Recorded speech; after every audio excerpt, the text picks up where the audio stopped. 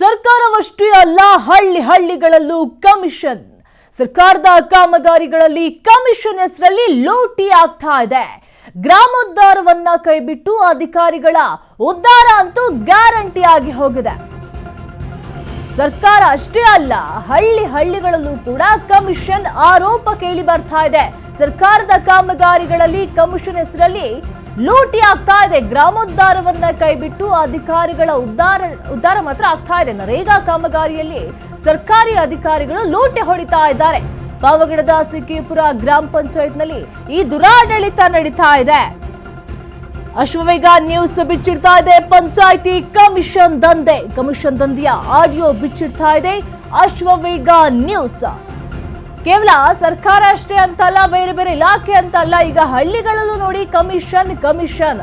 ಸರ್ಕಾರದ ಕಾಮಗಾರಿಗಳಲ್ಲಿ ಕಮಿಷನ್ ಹೆಸರಲ್ಲಿ ಲೂಟಿ ಮಾಡ್ತಾ ಇದ್ದಾರೆ. ಗ್ರಾಮೋದ್ಧಾರವನ್ನ ಕೈಬಿಟ್ಟು ಅಧಿಕಾರಿಗಳ ಉದ್ಧಾರ ಮಾತ್ರ ಆಗ್ತಾ ಇದೆ. ಏನೋ ನರೇಗಾ ಉದ್ಯೋಗವನ್ನ ಕೊಡ್ತಾರೆ ಅಂದ್ರೆ ನಿರುದ್ಯೋಗಿಗಳಿಗೆ ಅಲ್ಲಿ ಕೆಲಸವನ್ನ ಮಾಡ್ಕೊಂಡಿರೋದಕ್ಕೆ, ಅಲ್ಲಿ ಹಳ್ಳಿಯ ಕೆಲಸಗಳನ್ನ ಮಾಡ್ಕೊಳ್ಳೋದಕ್ಕೆ ಒಂದು ಸರ್ಕಾರವೇ, ಒಂದು ಕೇಂದ್ರ ಸರ್ಕಾರವೇ ರೂಪಣೆ ಮಾಡಿರುವಂತಹ ಈ ನರೇಗಾ ಯೋಜನೆ, ಈ ಯೋಜನೆಯಲ್ಲಿ ಅಧಿಕಾರಿಗಳ ಉದ್ಧಾರ ಮಾತ್ರ ಆಗ್ತಾ ಇದೆ ಬಿಟ್ರೆ ಆ ಊರಿನ ಉದ್ಧಾರ ಮಾತ್ರ ಆಗ್ತಾ ಇಲ್ಲ. ಹೇಗೆಲ್ಲ ಲೂಟಿ ಹೊಡಿಬಹುದು? ಕಮಿಷನ್ ಆರೋಪ ಕೇಳಿ ಬರ್ತದೆ. ಹಾಗಾದ್ರೆ ಎಷ್ಟು % ಕಮಿಷನ್ ಅನ್ನ ತಗೊಳ್ತಾ ಇದ್ದಾರೆ? ನರೇಗಾ ಕಾಮಗಾರಿಯಲ್ಲಿ ಸರ್ಕಾರಿ ಅಧಿಕಾರಿಗಳು ಲೂಟಿ ಹೊಡಿತಿದ್ದಾರೆ, ಬಡವರ ಹೊಟ್ಟೆ ಮೇಲೆ ಹೊಡಿತಾ ಇದ್ದಾರೆ. ಪಾಪ ಎಲ್ಲಾನು ಕೆಲಸಕ್ಕೆ ಸೇರ್ಕೊಂಡು ಪಾಪ ನಿರುದ್ಯೋಗಿಗಳಿಗೆ ಉದ್ಯೋಗವನ್ನ ಕೊಡಬೇಕು ಅಂತ ಹೇಳಿ, ಏನೋ 4 ಕಾಸು ದುಡ್ಡು ಮಾಡ್ಕೊಳ್ಳಿ ಅಂತ ಹೇಳಿ ಕೇಂದ್ರ ಸರ್ಕಾರ ಏನಾದ್ರೂ ಈ ತರ ಯೋಜನೆಗಳನ್ನ ಕೊಟ್ರೆ ಅಧಿಕಾರಿಗಳ ಉದ್ಧಾರ ಮಾತ್ರ ಆಗ್ತದೆ. ಯಾಕಂತ ಹೆಂಗೆಲ್ಲ ಮೋಸ ಮಾಡ್ಬೋದು ಅಂತ ಹೇಳಿದ್ರೆ, ಈಗ ಒಂದ್ 4 ಜನ ಕೆಲಸ ಕೇಳ್ಕೊಂಡ್ ಬಂದ್ರೆ ಇಲ್ಲಪ್ಪ ಇಷ್ಟು ಲಿಮಿಟ್ ಮುಗ್ದೋಗಿದೆ ಅಂತ ಹೇಳ್ತಾರೆ.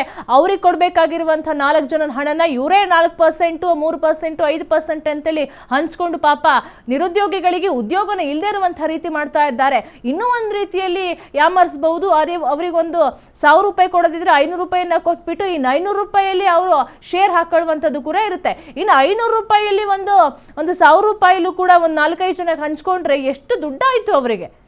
ಕಮಿಷನ್ ಎಲ್ಲಿ ನೋಡಿದ್ರು ಕೂಡ ಕಮಿಷನ್. ಕೇವಲ ಸರ್ಕಾರದಲ್ಲಿ ಮಾತ್ರ ದೊಡ್ಡ ಅಧಿಕಾರಿಗಳು ಮಾತ್ರ ಏನಾದ್ರು ಕೆಲಸ ಮಾಡ್ಬೇಕಂತ ಹೇಳಿದ್ರೆ ಕಮಿಷನ್ ತಗೊಳ್ಳೋದಲ್ಲ, ಎಲ್ಲ ಒಂದು ಇಲಾಖೆಗಳಲ್ಲೂ ಕೂಡ ಕಮಿಷನ್ ಆರೋಪ ಇದೆ. ಎಸ್ಪೆಷಲಿ ನೋಡಿ, ಈಗ ಹಳ್ಳಿಗಳಲ್ಲಿ ಗ್ರಾಮ ಪಂಚಾಯಿತಿಯಲ್ಲಿ ಇದೇ ರೀತಿಯಾದಂಥ ಕೆಲಸಗಳು ಆಗ್ತಾ ಇದೆ. ಹಾಗಾದ್ರೆ ಬಡವರ ಹೊಟ್ಟೆ ಮೇಲೆ ಹೊಡೆದು ಅವರು ದುಡಿದು ತಿಂತಿದ್ದಾರಾ ಅಂತ ಅಶ್ವವೇಗ ನ್ಯೂಸ್ ಬಿಚ್ಚಿಡ್ತಾ ಇದೆ. ಪಂಚಾಯಿತಿ ಕಮಿಷನ್ ದಂಧೆ. ಪಾವಗಡದ ಸಿಕ್ಕಿಪುರ ಗ್ರಾಮ ಪಂಚಾಯಿತಿನಲ್ಲಿ ಈ ದುರಾಡಳಿತ ನಡೀತಾ ಇದೆ.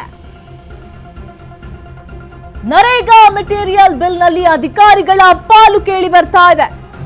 ಬಿಲ್ನಲ್ಲಿ ನೋಡಿ 17% ಪಾಲನ್ನು ಹಂಚಿಕೊಂಡಿದ್ರೆ ಆಫೀಸರ್ಸ್, ಬಿಡಿಒಗೆ 3% ಅಂತೆ, ಎಡಿಗೆ 1 ಅಂತೆ, ಇಒಗೆ 2%, ಪ್ರೆಸಿಡೆಂಟ್ಗೆ 2%, ವೆಂಡರ್ಗೆ 6%, ಟ್ರೆಸರಿಗೂ ಕೂಡ ಎಲ್ಲರೂ ಕೂಡ ಶೇರ್ ಮಾಡ್ಕೊಂಡಿದ್ದಾರೆ. ನನಗಿಷ್ಟು ನಿನಗಿಷ್ಟು ಅಂತ ಹೇಳಿ. ಸಿಕ್ಕಿಪುರ ಗ್ರಾಮ ಪಂಚಾಯತ್ನಲ್ಲಿ ಕಾಮಗಾರಿಗಳಿಗೆ ಕಮಿಷನ್ ಫಿಕ್ಸ್ ಅಂತ ಹೇಳಿ ಈಗ ಕೇಂದ್ರ ಸರ್ಕಾರ ಪಾಪ ಏನೋ ಕೆಲಸ ಮಾಡ್ಕೊಂಡು ಹೋಗ್ಲಿ ನಿರುದ್ಯೋಗಿಗಳು ಅಂತ ಹೇಳಿ ಕೆಲಸ ಕೊಟ್ಟು ಅಧಿಕಾರಿಗಳ ಕೈಗೆ ಹಣ ಕೊಟ್ಟು ಇಷ್ಟನ್ನು ಹಂಚ್ಕೊಡಿ ಅಂತ ಹೇಳಿ ಹೇಳಿದ್ರೆ ಇವ್ರು ಹಂಚ್ಕೊಳ್ಳೋದ್ರಲ್ಲೇ ಉದ್ಧಾರವನ್ನ ಮಾಡ್ಕೊಳ್ತಿದ್ದಾರೆ ಬಿಟ್ರೆ ಆ ಊರನ್ನು ಉದ್ಧಾರ ಮಾಡ್ತಿಲ್ಲ. ಅಲ್ಲಿನ ಕೆಲಸಗಾರರಿಗೂ ಕೂಡ ಸರಿಗೆ ದುಡ್ಡನ್ನ ಕೊಡ್ತಾ ಇಲ್ಲ. ನರೇಗಾ ಕೆಲಸ ಮಾಡಿದ್ರೆ ಮೆಟೀರಿಯಲ್ನಲ್ಲಿ ಬಿಲ್ಲಲ್ಲಿ ಲೂಟಿಯನ್ನ ಮಾಡ್ತಾ ಇದ್ದಾರೆ. ಸುಮ್ಮನೆ ಒಂದು ಗುದ್ದಲಿ ತರಿಸ್ಬೇಕು, ಹಾರೆ ತರಿಸ್ಬೇಕು ಅಂತ ಹೇಳಿದಕ್ಕೆ 250 ರೂಪಾಯಿ ಇದ್ರೆ ಅವ್ರು ಬಿಲ್ ಹಾಕೋದೆ 500 ರೂಪಾಯಿ ಹಾಕ್ಬಿಟ್ಟು ಆ ಉಳಿದಿರೋ ಅಂತ ಹಣದಲ್ಲೇ ಇವರೆಲ್ಲ ಶೇರ್ ಮಾಡ್ಕೊಂಡು ಹೋಗ್ತಾರೆ. ಇನ್ನು 4 ಜನ ಕೆಲಸ ಕೇಳ್ಕೊಂಡು ಬಂದ್ರು ಕೂಡ ಅಷ್ಟೇ, ಇಲ್ಲ ಇಷ್ಟು ಲಿಮಿಟ್ ಮುಗ್ದು ಹೋಗಿದೆ ಅಂತ ಹೇಳಿ ಆ 4 ಜನ ದುಡ್ಡು ಕೂಡ ಹೊಡ್ಕೊಂಡು ತಿಂತಾರೆ. ಹೆಂಗೆಲ್ಲ ಪ್ಲಾನ್ ಮಾಡಿ ಕಮಿಷನ್ ಅನ್ನ ಇಟ್ಕೊಳ್ತಾರೆ ನೋಡಿ. ಅಧಿಕಾರಿಗಳಿಗೆ 17% ಕಮಿಷನ್ ಆರೋಪ ಕೂಡ ಕೇಳಿ ಬರ್ತಾ ಇದೆ. ಪಿಡಿಒ ಆಗಿರ್ಬೋದು, ಗ್ರಾಮ ಪಂಚಾಯತಿ ಅಧ್ಯಕ್ಷರಿಂದಲೇ ಈ ಕಮಿಷನ್ ಫಿಕ್ಸ್ ಆಗಿದೆ. ಎಲ್ಲ ಅಧಿಕಾರಿಗಳು ಕೂಡ ಅದೇ ರೀತಿಯಾಗಿ ಕೆಲಸವನ್ನ ಮಾಡ್ತಾ ಇದ್ದಾರೆ. ಅಶ್ವವೇಗ ನ್ಯೂಸ್ ಬಿಚ್ಚಿಡ್ತಾ ಇದೆ. ಪಂಚಾಯಿತಿ ಕಮಿಷನ್ ದಂಧೆಯ ಆಡಿಯೋವನ್ನ ಬಿಚ್ಚಿಡ್ತಾ ಇದೆ ಅಶ್ವವೇಗ ನ್ಯೂಸ್.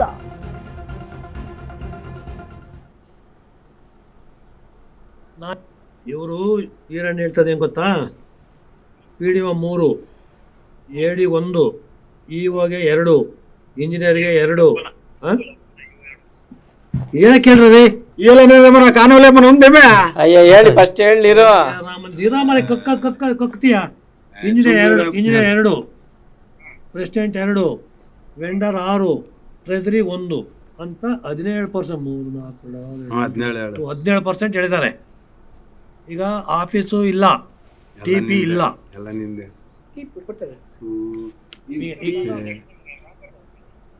ಅಲ್ಲ ಅದೇನೋ ನಿಮ್ಮೆ ಬಿಟ್ಟಿದಂತೆ ಅವರು ಅದು ಒಪ್ತಾ ಇಲ್ಲ. ಅದಕ್ಕೆ ಏನು ಹೇಳ್ತಿ ಹೇಳು. ಈಗ ಇದಿಷ್ಟು ನಾನು ಹೇಳ್ತಿರೋದು ಚಕ್ರದ ಇವಾಗ ಕೇಟು ಆಗಿರೋದು ಇಲ್ಲಿವರೆಗೂ ಬೇಕಿರಲಿಲ್ಲ, ಇವ್ರು ಯಾರು ಕೊಡಬೇಕಾದ ಅವಶ್ಯಕತೆ ಇರಲಿಲ್ಲ. ರಮೇಶ್ಗೆ 1,000 2,000 3,000 ಕೊಡ್ತಿದ್ವಿ, ಬತ್ತಿದ್ವಿ. ಯಾವುದು DPC ಮಾಡೋಕ್ಕೆ ನ್ಯಾಯಪೇನ ಎಂದು ಕೊಟ್ಟಿರಲಿಲ್ಲ. ಏನನ್ನ ಅನಿರೀಕ್ಷಿತವಾಗಿ ನಾವೇನನ್ನ FTO ಮಾಡ್ಬೇಕಾದ್ರೆ ಕೊಡ್ತಿದ್ವಿ ಅಂದ್ಕೋ. ಈಗ ಕೇಟು ಆಗಿರೋದ್ರಿಂದ ಅವರು ಇನ್ವಾಲ್ವ್ಮೆಂಟ್ ಆಗ್ತಾರೆ. ಅದಕ್ಕೆ 1% ಹಾಕೋಣ ಅಂತಂದರೆ ಇಲ್ಲ ಕೊಡಲ್ಲ ಅಂತ ಅಂದರು. 1% ಕೊಟ್ಟರು ಕೂಡ 11,000ನೇ. 11,000ಗೆ 3 ಹಂಚ್ಕೋಬೇಕು ಅವರು. ರಂಗನಾಥ್ಗಿಲ್ಲ, ರಂಗನಾಥ್ ಗೋಪಾಲ್ ಇವರು ಯಾರು ಒಪ್ತಾ ಇಲ್ಲ. ನೀನೇ ಮಾತ್ರ, ನೀನು ಅದೇ ಮಾತ್ರ ನೀನೇ ಮಾಡ್ಕೊಳ್ಳೋ. ಎಲ್ಲ ನಿಂದ್ರಾಗ ಏನು ಹೇಳ್ತಿ ಹೇಳು. ಅಲ್ಲಲ್ಲ ನಾನು ಇದು ಅಲ್ಲ, ನಾನು ಒಂದು ನಿಮಿಷ ಹೇಳ್ತೀನಿ ಕೇಳು. ಅಲ್ಲ ಸರ್, ನಾನು ಒಂದು ನಿಮಿಷ ಹೇಳ್ತೀನಿ ಕೇಳಿ. ಈಗ PDO ಬಿಟ್ಟು ಹಾಕು, ಹೇಳಿದ್ದು ಓಕೆ, ಅದು ಸರಿನೇ. ನನಗೆ ಬಂದ ಸಮಸ್ಯೆನ ಇವಾಗ ಟ್ರೆಜರು 1% ಒಪ್ಕೊಂಡವ್ರೆ. ಅವ್ರು ಕೊಡಬೇಕು, ಕೊಡೋದು ಕೆಲಸಗಳಾಗಲ್ಲ, ಅದು ಪಕ್ಕೆ ಹಾಕ್ತಾರೆ ಅವರು. ಈಗ TPದು ಏನು ಮಾಡ್ತೀಯ? ರಂಗನಾಥ್ಗೇನೋ ಲಂಸಮ್ ಏನೋ ಒಂಚೂರು ಏನೋ ಕೊಟ್ಟರು ನಡೀತದೆ, ಏನೋ ಮಾಡೋಣ ಅಂದ್ಕೋ. ವಾಟ್ ಅಬೌಟ್ TP ಏನು ಮಾಡ್ತೀವಿ? ಮೇಂಟೈನ್ ಮಾಡ್ಕೋಬೇಕು, ನೀನೇ ಮಾಡ್ಕೋಬೇಕು. TP ನಮ್ಗೆ ಎಲ್ಲೂ ತೆಗೆದಿಲ್ಲ ನಾವು. ಚಿಕ್ಕದರ ಕಡೆ ಮಾಡೋದು ಇವಾಗ, ಮೊದ್ಲಿಂಗ್ ಇರಲಿಲ್ಲ. ಇವಾಗ ನೀನು ಕೊಟ್ಬತ್ತೀಯ ನೀನು ಒಂದೇ ನಮ್ಮ ಪರಗಲ್ ನಿನ್ ಕೈ ಕೊಟ್ಬತ್ತೀಯಾ ನೀನು? ಇವಾಗ ಅವೆಲ್ಲ ಬೇಡ. ಏನ್ ಮತ್ತೆ ಯಾರು ಸಂವಿಧಾನ ಇಲ್ಲ ಕಣ್ರಿ, ಯಾವ ರೂಲ್ಸ್ ಇಲ್ಲ. ಇವ್ರಿಗೆ ಹೇಳ್ರಿ, ನೀವ್ ಮಾತಾಡ್ತಾರಪ್ಪ ನೀವು. ನೀನ್ ಹೇಳ PDO ಇಷ್ಟು ಮಾತ್ರ ಇಲ್ಲ, ಅವೆಲ್ಲ ನೀನ್ ಕೊಟ್ಟು. ಏನ್ ಹೇಳ್ತೀರಿ ಹೇಳ್ರಿ, ಸುಮ್ನೆ ಫೈನಲ್ ಮಾಡ್ರಿ. ಎಲ್ಲ ನೀನ್ ಕೊಟ್ಟು.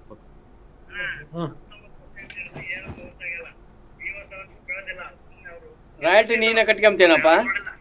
ರಾಯಲ್ಟಿ ಈಗ ಇವರು ಏನ್ ಹೇಳ್ದಂದ್ರೆ, ಮೊದ್ಲು ಈ ರಾಯಲ್ಟಿ ನಾವು ಕಟ್ಕೊಂತಿದ್ವಿ, ರಾಯಲ್ಟಿ ನೀವೇ ಕಟ್ಕೊಂತಿದ್ರಿ. ಒಂದ್ ನಿಮಿಷ ಇರೋಣ, ರಾಯಲ್ಟಿ ನೀವೇ ಕಟ್ಕೊಂತಿದ್ರಿ. పట్టుకున్న వెంటనే 20% ఇస్తాం తీసుకొని గ్యాలా ಹಂಗಂತ ಅಂದ್ರು. నువ్వు కడుతుండే ఎవడు కడుతుండలేదు ఆవిడ, నువ్వు కడుతుండేమే ఆవిడ. ಹಂಗಲ್ಲ, ನಾವು ವೆಂಡರ್ ಕಟ್ಕೊಂತಿದ್ರು.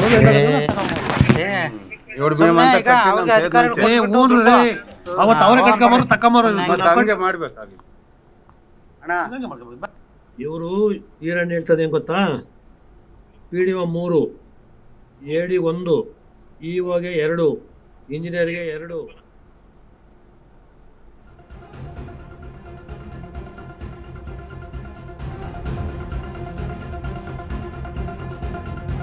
ನರೇಗಾ ಮೆಟೀರಿಯಲ್ ಬಿಲ್ನಲ್ಲಿ ಅಧಿಕಾರಿಗಳ ಪಾಲು.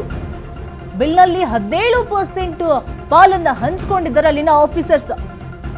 PDOಗೆ ನೋಡಿ 3% ಅಂತೆ, ADಗೆ 1%, EOಗೆ 2%, ಇಂಜಿನಿಯರ್ಗೂ ಕೂಡ 2%, ಪ್ರೆಸಿಡೆಂಟ್ಗೂ 2%, ವೆಂಡರ್ಗೆ 6%, ಟ್ರೆಸರಿಗೆ 1%. ಯಾರಿಗೆ ಎಷ್ಟು ಕೊಡಬೇಕು ಅಂತ ಹೇಳಿ PDO ಲೆಕ್ಕಾಚಾರ ಇದು. ನರೇಗಾ ಮೆಟೀರಿಯಲ್ ಬಿಲ್ನಲ್ಲಿ ಅಧಿಕಾರಿಗಳ ಪಾಲು ಬಹುಪಾಲಾಗಿ ಹೋಗಿದೆ. ಒಟ್ನಲ್ಲಿ ಅವರಿಗೆ ಕೆಲಸ ಕೊಡಬೇಕು, ಅಲ್ಲಿ ಗ್ರಾಮವನ್ನ ಉದ್ಧಾರ ಮಾಡಬೇಕು ಅನ್ನೋದು ಇಲ್ಲವೇ ಇಲ್ಲ.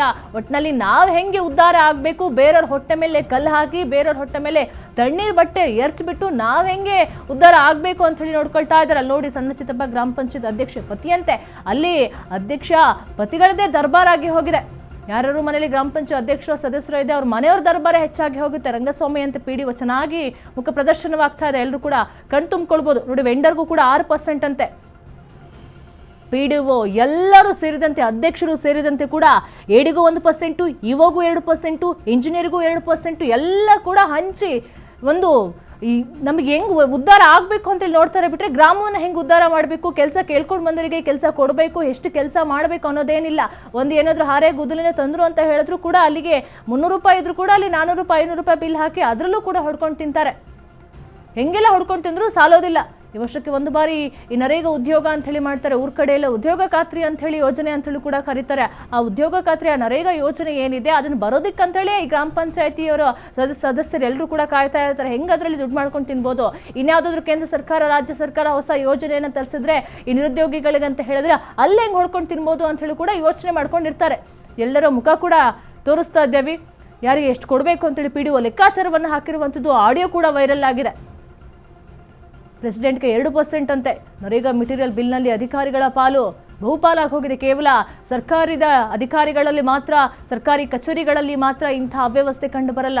ಈ ಹಳ್ಳಿ ಕಡಲು ಕೂಡ ಈ ಕಮಿಷನ್ ನಂದೇ ಎಷ್ಟೋ ಇದೆ. ಆದರೆ ಕೆಲವೊಂದು ವಿಚಾರಗಳು ಮಾತ್ರ ಈ ರೀತಿಯಾಗಿ ಬೆಳಕಿಗೆ ಬರ್ತಿದೆ. ಅಂತಹ ಎಷ್ಟೋ ವಿಚಾರಗಳು ಕೂಡ ಇನ್ನೂ ಕೂಡ ಜೀವಂತವಾಗಿ ಉಳಿದಿದೆ.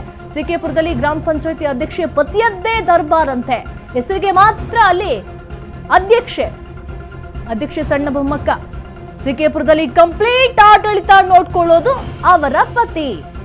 PDO ಜೊತೆಗೂಡಿ ಸಣ್ಣ ಚಿತ್ತಪ್ಪನ ಕಮಿಷನ್ ನಂದೆ ಆಡಿಯೋ ಕೂಡ ವೈರಲ್ ಆಗಿತ್ತು. PDO ಜೊತೆ ಮಾತನಾಡ್ತಾ ಇರೋದು.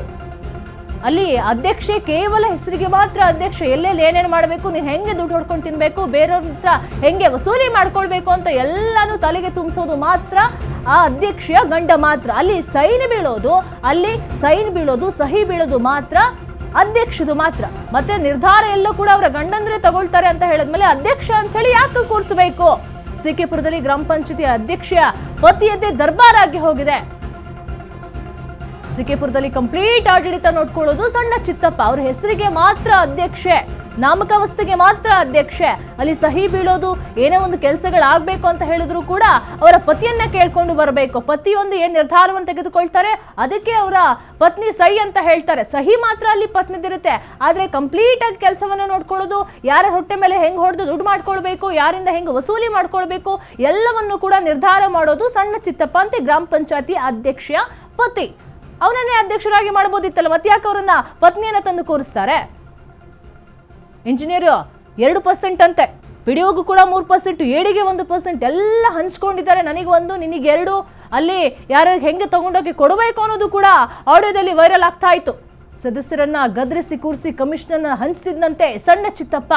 ಇಲ್ಲ ನಿನಗಿಷ್ಟು, ನಿನಗೆ 6%, ನಿನಗೆ 2%, ನಿನಗೆ 3%, ನನಗೆಷ್ಟು ಬರಬೇಕು. ಅಲ್ಲಿ ಪತ್ನಿದೇನು ಕೈವಾಡ ಇಲ್ಲ. ಅಲ್ಲಿ ಎಲ್ಲ ನಡೆಸ್ತಾ ಇರೋದು ಪತಿದೇವ. ಟ್ರೆಸರಿಗೂ ಕೂಡ 1%. ಒಟ್ಟಿನಲ್ಲಿ ಎಲ್ಲರೂ ಕೂಡ ಪಾಲುದಾರರು. ನಾನಿಲ್ಲ ಸರ್, ನಾನು ಇದರಲ್ಲಿ ಕೇಳ್ಕೊಂಡು ಸುಮ್ಮನೆ ಇದ್ದ, ಅವರೇನೋ ಮಾಡ್ಕೊಳ್ತಿದ್ರು ಅನ್ನೋಂಗೆ ಇಲ್ಲಿ ವಿಷಯನೇ ಪ್ರಸ್ತಾಪ ಆಗೋದಿಲ್ಲ. ಯಾಕಂತ ಹೇಳಿದ್ರೆ ಅಲ್ಲಿ ಗ್ರಾಮ ಪಂಚಾಯತಿಯಲ್ಲಿ ಯಾರ್ಯಾರಿದ್ದಾರೆ ಎಲ್ಲರೂ ಕೂಡ ಸೇರ್ಕೊಂಡಿದ್ದಾರೆ. ಎಲ್ರಿಗೂ ಬರಬೇಕಲ್ಲ. ಅವರಿಗೆ ಗೌರ್ಮೆಂಟ್ ಕೊಡ್ತಿರುವಂಥ ಸಂಬಳ ಸಾಕಾಗ್ತಾ ಇಲ್ಲ. ಬಡವರ ಹೊಟ್ಟೆ ಮೇಲೆ ಹೊಡೆದು ಅವ್ರಿಗೆ ಕೊಡುವಂತಹ ದುಡ್ಡುಗಳನ್ನು ಹೊಡ್ಕೊಂಡು ತಿನ್ನೋಣ ಅಂಥೇಳಿ ಎಲ್ಲೆಲ್ಲಿ ಏನೇನು ಕೆಲಸಗಳಿರುತ್ತೋ ಎಲ್ಲದರಲ್ಲೂ ಕೂಡ ಹೊಡ್ಕೊಂಡು ತಿಂತಾರೆ. ಇಂಥ ಒಂದು ಕೇಸ್ಗಳು ಎಷ್ಟೋ ಒಂದು ಊರಲ್ಲೂ ಕೂಡ ಇದೆ. ಆದರೆ ಕೆಲವೊಂದು ಮಾತ್ರ ಬೆಳಕಿಗೆ ಬರುತ್ತೆ. ಸದನದಲ್ಲಿ ನಡೀತದೆ ಸರ್ಕಾರದ 63% ಕಮಿಷನ್. ಗ್ರಾಮ ಪಂಚಾಯತಿ, ತಾಲೂಕ್ ಪಂಚಾಯತಿ ಮಟ್ಟದಲ್ಲೂ ಕೂಡ ಜೋರಿದೆ ಕಮಿಷನ್ ದಂಧೆ. ಕಮಿಷನ್ ಪಡೆದು ಸೈಲೆಂಟ್ ಆಗಿದ್ದಾರೆ ಕಂದಾಯ ಅಧಿಕಾರಿಗಳು. ಕೇವಲ ಗ್ರಾಮ ಪಂಚಾಯತಿ ಮಾತ್ರವಲ್ಲ, ತಾಲೂಕ್ ಪಂಚಾಯತಿ ಕೂಡ, ಜಿಲ್ಲಾ ಪಂಚಾಯತಿಲೂ ಕೂಡ ಅಧಿಕಾರಿಗಳು ಇದೇ ರೀತಿಯಾಗಿ ಮಾಡ್ತಾ ಇದ್ದಾರೆ. ಸದನದಲ್ಲೂ ಕೂಡ 63% ಕಮಿಷನ್ ದಂಧೆಯನ್ನು ಕೂಡ ಚರ್ಚೆಯನ್ನ ಮಾಡಲಾಗುತ್ತೆ. ಗ್ರಾಮ ಪಂಚಾಯತಿ ಮಟ್ಟದಲ್ಲೂ ನಡೆಯುತ್ತೆ, ತಾಲೂಕ್ ಪಂಚಾಯತಿ ಮಟ್ಟದಲ್ಲೂ ಕೂಡ ಜೋರಾಗಿ ನಡೆಯುತ್ತೆ ಕಮಿಷನ್ ದಂಧೆ. ತಾಲೂಕ್ ಪಂಚಾಯತಿ, ಜಿಲ್ಲಾ ಪಂಚಾಯತಿ, ಗ್ರಾಮ ಪಂಚಾಯತಿ ಎಲ್ಲ ಕಡೆ ಕೂಡ ಇದೇ ಕೆಲಸಗಳು ನಡೆಯುತ್ತೆ. ಈಗ ದೊಡ್ಡ ದೊಡ್ಡ ಅಧಿಕಾರಿಗಳ ಕೈಯಲ್ಲಿ ಏನೋ ಕೆಲಸಗಳಾಗಬೇಕು ಅಂತ ಹೇಳಿದ್ರೆ ಅವ್ರ ಹತ್ರ ಹೋಗಿ ಇಷ್ಟು ಕೊಡ್ತೀವಿ ಸರ್ ಅಂತ ಹೇಳಿ ಕರಪ್ಷನ್ ಅನ್ನ ಇಟ್ಬಿಟ್ಟು ಕೆಲಸ ಮಾಡಿಸ್ಕೊಳ್ಳೋದು ಬೇರೆ. ಅಲ್ಲೆಂಗೂ ನಡೆಯುತ್ತೆ. ಇಲ್ಲೂ ನೋಡಿ, ಹಳ್ಳಿಗಳಲ್ಲೂ ಕೂಡ ಆ ಬಡವರ ಹೊಟ್ಟೆ ಮೇಲೆ ಹೊಡೆದು ಕೂಡ ಇಂತಿಯಾಗಿ ಕೆಲಸವನ್ನ ಮಾಡ್ತಾ ಇದ್ದಾರೆ. ಅಲ್ಲಿ ಅಧ್ಯಕ್ಷ ಸ್ಥಾನ ಕೇವಲ ಅಲ್ಲಿ ಸಹಿಗೆ ಮಾತ್ರ ಅಧ್ಯಕ್ಷೆ, ಗ್ರಾಮ ಪಂಚಾಯತಿ ಅಧ್ಯಕ್ಷ. ಆದರೆ ಆಡಳಿತ ನಡೆಸೋದು, ಎಲ್ಲೆಲ್ಲಿ ಏನೇನು ಕೆಲಸಗಳನ್ನ ಮಾಡಬೇಕು, ಹೆಂಗೆ ದುಡ್ಡು ಹೊಡ್ಕೊಳ್ಬೇಕು, ಯಾರಿಗೆಷ್ಟು ಹಂಚಬೇಕು, ನಿನಗೆಷ್ಟು ಅಂತೇಳಿ ಹಂಚ್ಕೊಳ್ಳೋದು ಮಾತ್ರ ಅವರ ಪತಿ ಸಣ್ಣ ಚಿತ್ತಪ್ಪ ಅಂತೆ ಗ್ರಾಮ ಪಂಚಾಯತಿಯ ಅಧ್ಯಕ್ಷೆಯ ಪತಿ. ಈಗ ಸದನದಲ್ಲೂ ಕೂಡ ಚರ್ಚೆ ಆಗುತ್ತೆ. ಕಮಿಷನ್ ಆರೋಪಗಳು, ಕಮಿಷನ್ ದಂಧೆ ಎಗ್ಗಿಲ್ಲದೆ ನಡೀತಾ ಇದೆ. ಹಾಗಾದ್ರೆ ಅಧಿಕಾರಿಗಳ ಗಮನಕ್ಕೆ ಬರಲಿಲ್ವಾ, ಅಥವಾ ಎಲ್ಲ ಅಧಿಕಾರಿಗಳು ಸೇರ್ಕೊಂಡಿದ್ದಾರಾ, ಅಥವಾ ಯಾರನ್ನಾರು ಬಾಯಿ ಮುಚ್ಚಿಸುವಂತ ಕೆಲಸಗಳೇನಾದ್ರೂ ಆಗಿದ್ಯಾ? ಕೇವಲ ಇದೊಂದು ಕಡೆ ಮಾತ್ರ ಆಡಿಯೋಗಳು ವೈರಲ್ ಆಗಿರುವಂಥದ್ದು, ಕೆಲವೊಂದು ಕಡೆ ಮಾತ್ರ ಈ ಥರ ಬೆಳಕಿಗೆ ಬರುತ್ತೆ. ಆದರೆ ಎಲ್ಲ ಕಡೆಯೂ ಕೂಡ ಇದೇ ರೀತಿಯಾಗಿ ನಡೀತಾ ಇದೆ. ನಿಮ್ಮ ಕೆಲಸ ಆಗಬೇಕು ಅಂತ ಹೇಳಿದ್ರೆ ಒಳಗೊಳಗೆ ಮಾತಾಡ್ಕೊಂಡು ಇಷ್ಟು ಕೊಡಿ, ನಿಮ್ಮ ಕೆಲಸ ನಾಳೆನೇ ಮಾಡ್ಕೊಡ್ತೀವಿ, ನಾಡ್ದೇ ಮಾಡ್ಕೊಡ್ತೀವಿ ಅಂತ ಹೇಳಿ ಅವರು ನಾಯಿ ಥರ ಒಂದು ವಾರ ಇಡೀ ಅಲಿದ್ರೂ ಕೂಡ ಅವ್ರಿಗೆ ಯಾವ ಕೆಲಸನೂ ಕೂಡ ಆಗೋದಿಲ್ಲ. 1,000 ರೂಪಾಯಿ ಇದೆ ಅಂತ ಹೇಳಿದ್ರು ಕೂಡ ಅವರಿಗೂ ಅಲ್ಲಿ ಹಂಚ್ಕೊಳ್ತಾರೆ. ನಿನಗೊಂದು, ನಿನಗೆ 2, ನಿನಗೆ 6% ಅಂತೇಳಿ. ಆದರೆ ಬಡವರ ಕೈ ಮಾತ್ರ ಸೇರ್ತಾ ಇಲ್ಲ. ನರೇಗಾ ಯೋಜನೆ, ಏನು ಉದ್ಯೋಗ ಖಾತ್ರಿ ಯೋಜನೆ ಅಂತ ಹೇಳ್ತಾರೆ, ಆ ಒಂದು ಹೆಸರಿನಲ್ಲಿ ಹೆಂಗೆ ದುಡ್ಡು ಮಾಡ್ಕೊಳ್ಬೇಕು, ತಾನು ಹೆಂಗೆ ಉದ್ಧಾರ ಆಗಬೇಕು, ಅದನ್ನೇ ನೋಡ್ಕೊಂಡು ಹೋಗ್ತಾ ಇದ್ದಾರೆ ಬಿಟ್ರೆ ಹಳ್ಳಿಗಳನ್ನ ಆ ಗ್ರಾಮದ ಜನರನ್ನ ಉದ್ಧಾರ ಮಾಡೋಕೆ ಆಗ್ತಲ್ಲ. ಈಗ ಕೇಂದ್ರ ಸರ್ಕಾರ ಯಾಕೆ ಯೋಜನೆಯನ್ನ ಮಾಡಿದೆ? ಹಳ್ಳಿ ಜನರಿಗೆ ಕೆಲಸ ಕೊಡಬೇಕು, ನಿರುದ್ಯೋಗಿಗಳಿಗೆ ಕೆಲಸ ಕೊಡಬೇಕು. ಪಾಪ ಎಲ್ಲಾ ಟೈಮಲ್ಲಿ ಅವರಿಗೆ ಕೆಲಸ ಇರೋದಿಲ್ಲ. ಬೇಸಿಗೆಯಲ್ಲಿ ಕೆಲಸ ಇದ್ರೆ ಮಳೆಗಾಲದಲ್ಲಿ ಇರಲ್ಲ, ಮಳೆಗಾಲದಲ್ಲಿ ಕೆಲಸ ಇದ್ರೆ ಚಳಿಗಾಲದಲ್ಲಿ ಇರಲ್ಲ. ಕೆಲವೊಂದು ಬಯಲುಸೀಮೆ ಪ್ರದೇಶದಲ್ಲೂ ಇರುತ್ತೆ, ಆದ್ರೆ ಕೆಲವೊಂದು ಕಡೆಗಳು ಎಲ್ಲಾ ಟೈಮಲ್ಲೂ ಎಲ್ಲಾ ಕೆಲಸಗಳು ಕೂಡ ಇರೋದಿಲ್ಲ. ಈಗ ಮನೇಲಿ ಕುತ್ಕೊಂಡು ಏನ್ ಮಾಡ್ತಾರೆ, ಪಾಪ ತಿಂಗಳಿಗೆ ಒಂದಿಷ್ಟು ಬಂದ್ರೆ ಅದು ದಿನಗೂಲಿ ಲೆಕ್ಕದಲ್ಲಿ ಕೊಡೋದು, ದಿನಕ್ಕಿಷ್ಟು ಅಂತ ಹೇಳಿ ಕೊಡ್ತಾರೆ. ಅಲ್ಲಿ ಯಾವುದೇ ಭೇದ ಭಾವ ಕೂಡ ಇಲ್ಲ. ಅಂಥದ್ರಲ್ಲೂ ಕೂಡ ದುಡ್ಡು ಹೊಡ್ಕೊಂಡು ತಿನ್ನುವಂತ ಯೋಚನೆಯನ್ನ ಮಾಡ್ತಾ ಇದ್ದಾರೆ.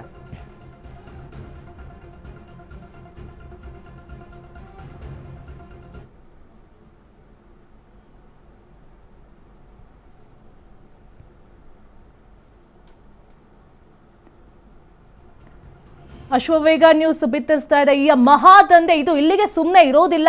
ಅವ್ರು ಕಾಲ್ ಕೂಡ ರಿಸೀವ್ ಮಾಡ್ತಾ ಇಲ್ಲ. ಇದು ಇಲ್ಲಿಗೆ ನಿಲ್ಲೋದಿಲ್ಲ. ಇದಕ್ಕೇನಾದ್ರೂ ಕೂಡ ಪರಿಹಾರವನ್ನ ಒದಗಿಸ್ತೀವಿ. ಇದು ಅಶ್ವವೇಗ ನ್ಯೂಸ್ನ ಎಕ್ಸ್ಕ್ಲೂಸಿವ್ ರಿಪೋರ್ಟ್ ಅಂತಾನೆ ಹೇಳ್ಬೋದು.